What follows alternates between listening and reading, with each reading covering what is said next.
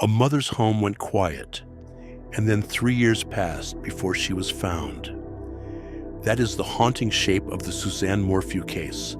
It begins near Salida, Colorado, at the Morphew family home, where Suzanne was reported missing on May 10th, 2020, Mother's Day.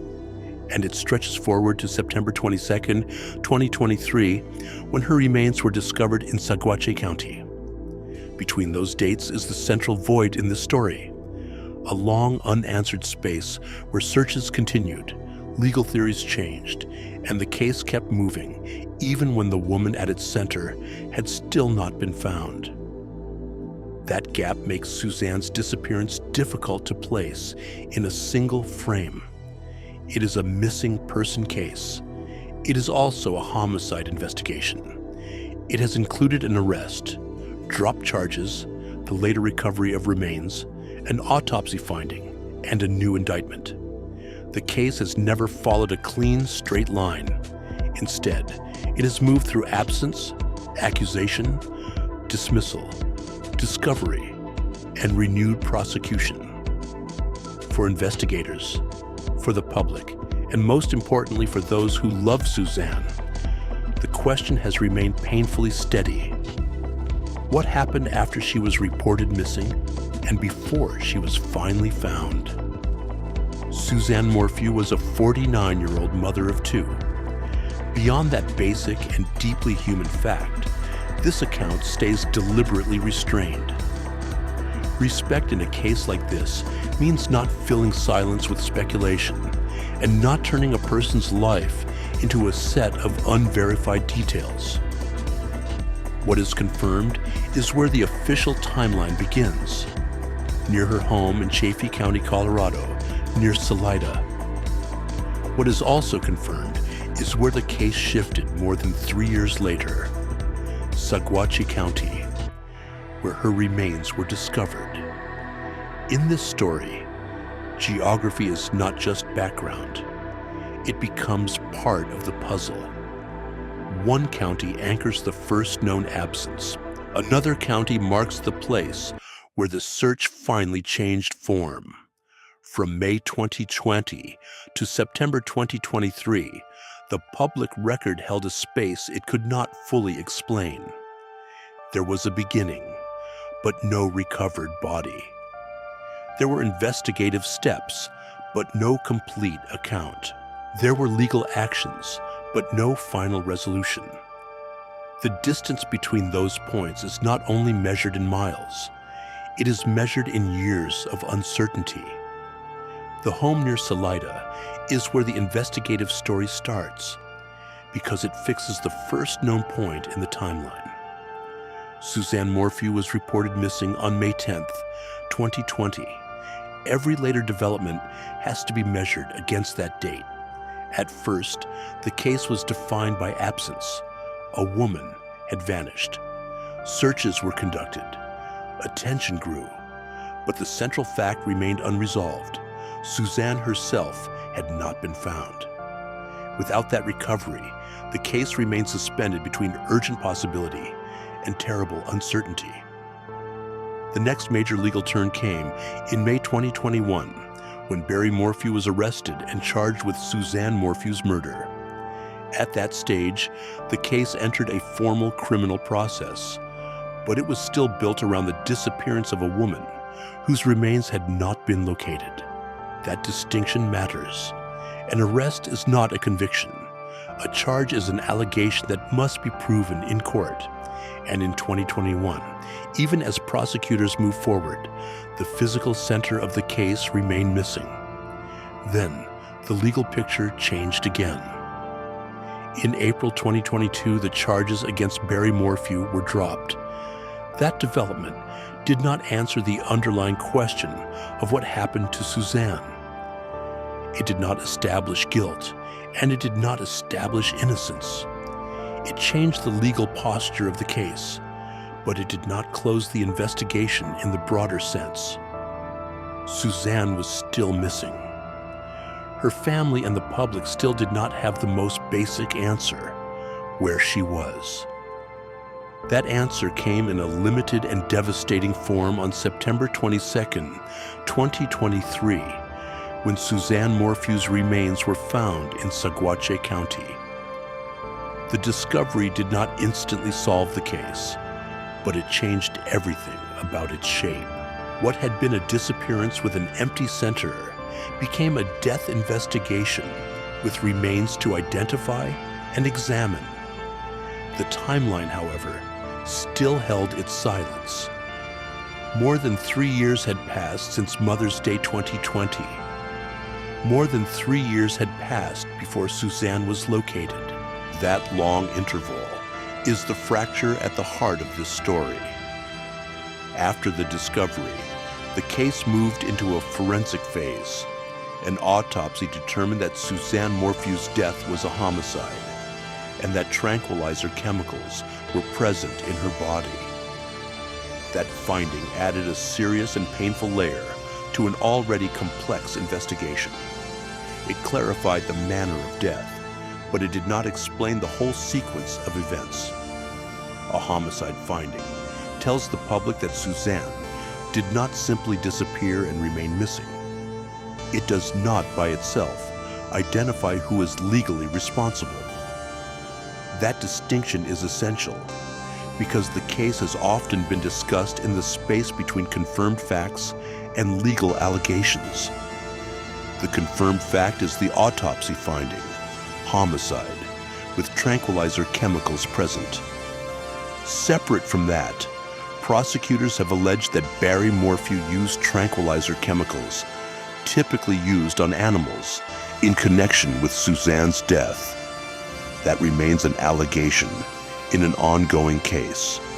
It is not the same thing as a conviction, and it must be weighed in court according to the rules of evidence. Investigators have also reported finding a dart gun and related accessories in Barry Morphew's possession. That detail is part of the public investigative record, but here again, careful language matters. Possession of an item, the presence of chemicals in an autopsy, and an allegation about how those facts connect are separate pieces of a legal argument. They may be central to the prosecution's theory, but they are not on their own the same as a final judgment. The defense position is also part of the public record. Barry Morphew's defense claims that Suzanne was abducted and killed by someone else. That is a defense claim, not a confirmed fact.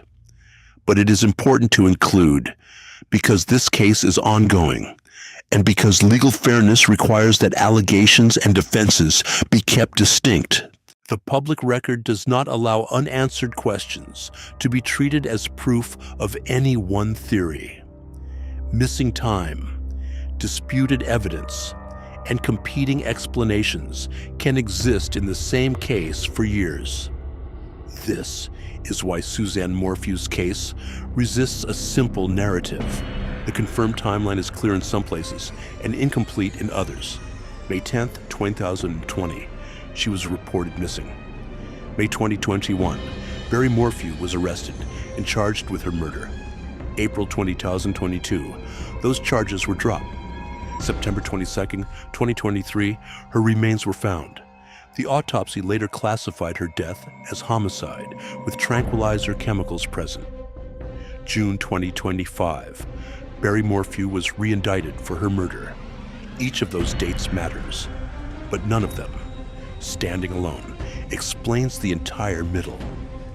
The arrest showed that investigators and prosecutors believed they had a case at that time. The dismissal showed that the legal path was not stable. The recovery of remains gave the case physical evidence it had lacked.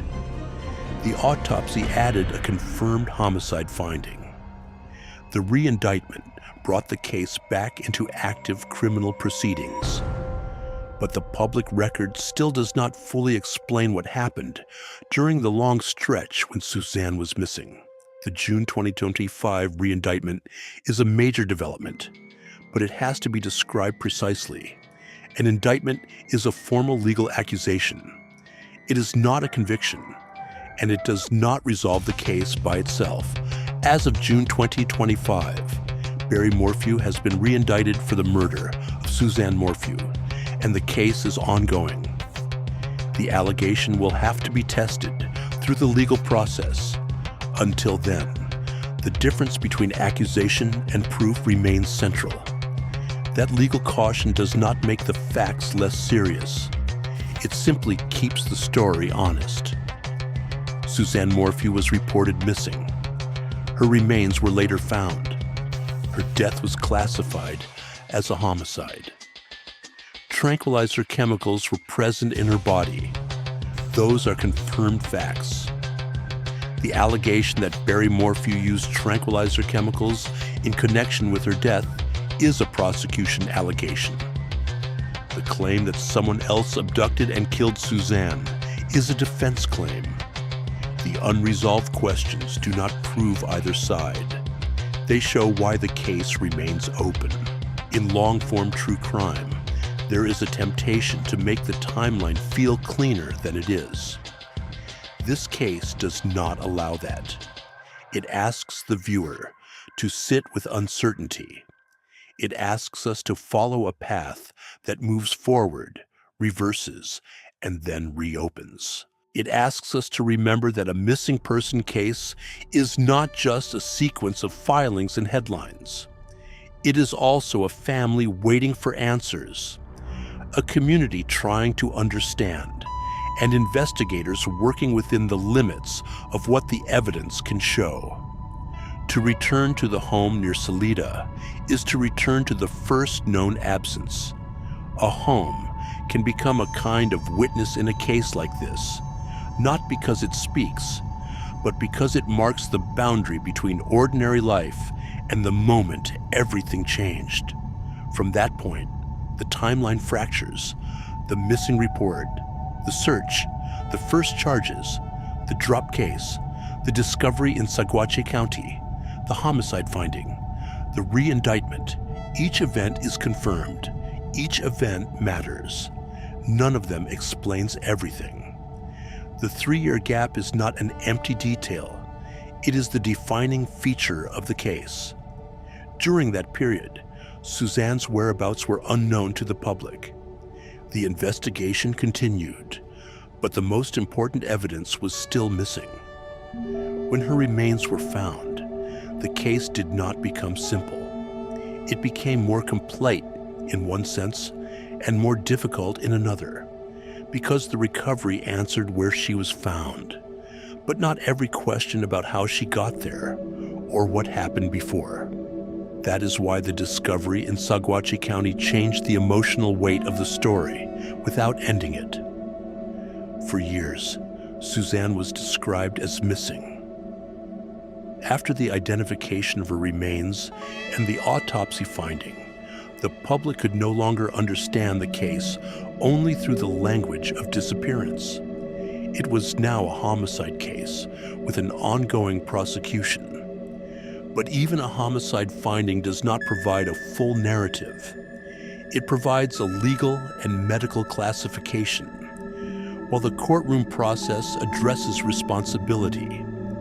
The public record therefore leaves us with a careful set of questions, not conclusions.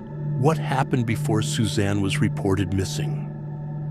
What evidence will prosecutors present in the re-indicted case? How will the defense challenge that evidence? What can the autopsy findings show? And what can they not show? These are questions for the legal process, not for speculation. They matter because the stakes are profound. Justice for Suzanne, fairness in the proceedings, and a truthful account that does not reach beyond what can be supported. In the end, the image that lingers is not a headline or a courtroom sketch. It is the silence between two confirmed dates, May 10th, 2020, when Suzanne Morphew was reported missing, and September 22nd, 2023, when her remains were found. The beginning is known. The recovery is known. The autopsy finding is known. The new indictment is known. but the middle remains largely unaccounted for in the public record. And that is why this case remains unresolved as of June 2025. Suzanne Morphew's story should be told with restraint because it is not finished in court, and because at its center is a mother who was lost for more than 3 years before she was found. The official process continues. The unanswered space remains. Follow Whispered Cases for a new case every week. Subscribe so you never miss one.